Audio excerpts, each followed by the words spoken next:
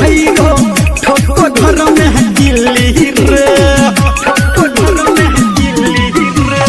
आगा से घैरो पीछा से घैरो ठोको घर में है दिल्ली रे लूटो हो माचा धोई के पाचा भैया पर है दिल्ली रे डीजे पे गाना जो हीरा आज कौन बजाएगा रे डीजे पे गाना जो हीरा आज कौन बजाएगा गोरकी भौजी के पहले रजुआ छौड़ा रंग लगाएगा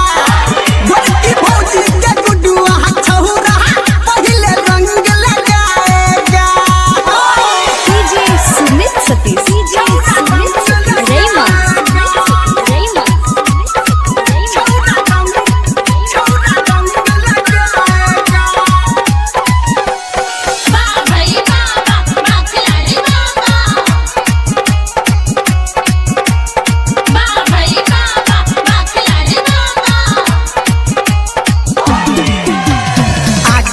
हटो मुझे न टोटो कह गया पिचकारी रे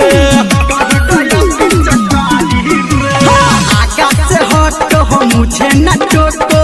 कह गया पिचकारी रे साली को पकड़ो हो भौजी को रगड़ो भाग गई देखो बारी रे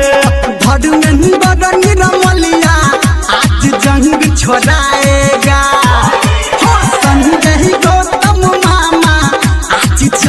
छोड़ाएगा।